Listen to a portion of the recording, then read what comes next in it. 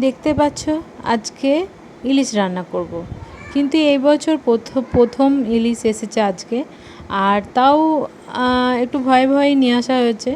তো 2 বছর আমরা ইলিশ খাইনি, তো এবছর বললাম যে চলে একটু ইলিশ নিয়ে এসো। তো আমার কর্তা চলে গেছিলো ইলিশ আনতে, আর ইলিশটা নিয়ে এসেছে।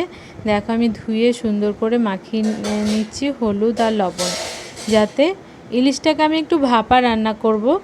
আর দেখো কাঁচা লঙ্কাগুলো পটপট করে ফাটিয়ে দিয়ে দিচ্ছি, কারণ মনে হলো কাটবো ততক্ষণে পটপট করে ভেঙে দিই, তাতে করে একই ঝাল আসবে। আর ইলিশটাকে আমি যেহেতু ভাপা করব, তো এই জন্য দেখো সর্ষে নিয়ে নিয়েছি। আর আমরা 1 প্যাকেট সর্ষেকে গুঁড়ো করে কৌটোতে ভরে রাখি, 1 প্যাক ঘুরিয়ে নিলেই কিন্তু বাটা হয়ে যায়। দেখো কাঁচা লঙ্কা দিয়ে আমি আর কটা পাকা লঙ্কার সাথে দিয়ে বেটে মিক্সারে ঘুরিয়ে নিয়ে চলে এসেছি মশলাটা। আর অল্প একটু সর্ষের তেল দিলাম, কারণ বেশি সর্ষের তেল তো ওর খাওয়া বারণ আছে, তো ওই জন্য অল্প একটু দিলাম। আর বাকি সর্ষের তেল আমি কড়াইয়ে গরম করে দেব। আর দেখো ভালো করে এগুলোকে মাখিয়ে নিচ্ছি। মাখিয়ে নিয়ে ইলিশ মাছ তো বেশি টাইম লাগে না রান্না করতে, খুবই কম টাইমে রান্না হয়ে যায়, যেহেতু ভাপা রান্না করব। তো ইলিশ মাছ খেতেও যেমন সুন্দর, রান্না করতেও কিন্তু খুব মজা, কারণ বেশি টাইম লাগে না, ঝটপট রান্না হয়ে যায়। এই যে মাখানো হয়ে গেল, এইবারে কিন্তু কড়াই বসিয়ে দিয়ে গরম কড়াইয়ে সাজিয়ে বসিয়ে দিলে কিন্তু হয়ে যাবে। কিন্তু আমাদের ক্ষেত্রে একটুখানি আলাদা, কারণ কড়াই বসিয়ে দিলাম আর তেলটাকে সুন্দর করে তাতিয়ে নিচ্ছি, কারণ ওর কাঁচা তেল খাওয়া বারণ আছে।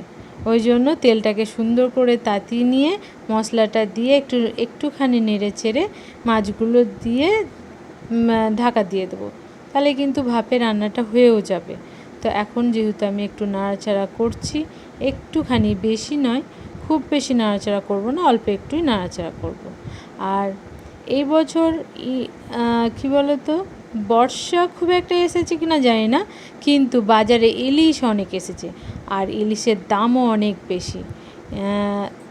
ইলিশ ওজন অনুযায়ী ইলিশের দাম, যদি 700 ওজন হয় তাহলে 700 টাকা, আর যদি 1 কেজি হয় তাহলে 1000 টাকা।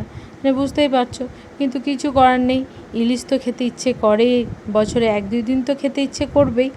তো ওই জন্য দেখো আমার এই মশলাটা কষা হয়ে গেছে, আর একটু জলও দিয়ে দিয়েছি।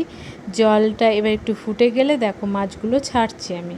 তো মাছগুলো সব ছাড়া হয়ে গেলে একটু ভালো করে নেড়ে চেড়ে ঢাকা দিয়ে দেবো। আর ইলিশটা কিন্তু বেশ একটু বড়সড়ই ছিল, কারণ বেশ বড়ই পিস হয়েছে। 800 কি 750 ওজনের ছিল, আর যেহেতু আমাদের অনেকগুলো মানুষ, তো সবারই 1 পিস করে কিন্তু সুন্দরভাবেই হয়ে গেছে, আর হয়ে যাবে। আর ইলিশ যদিও বা 1 পিস খেয়ে পোষায় না, কিন্তু কিছু করার নেই, যেহেতু এখন ইলিশের অনেক দাম। আর এই দেখো সুন্দর করে ভাপানো হয়ে গেছে কড়াইয়ে। তো কড়াইয়ে আমি গ্যাসটা অফ করে অনেকক্ষণ রেখেও দিয়েছিলাম, যাতে ইলিশের তেলটা বেরিয়ে যায়। দেখো ইলিশটা কিন্তু পুরো রান্না হয়ে গেছে, আর আমার থালে নামানোও হয়ে গেছে। তো ইলিশ কিন্তু খুব শর্টকাটে রান্না হয়, খুব তাড়াতাড়ি রান্না হয়, খেতেও খুব সুন্দর হয়। চলো টাটা।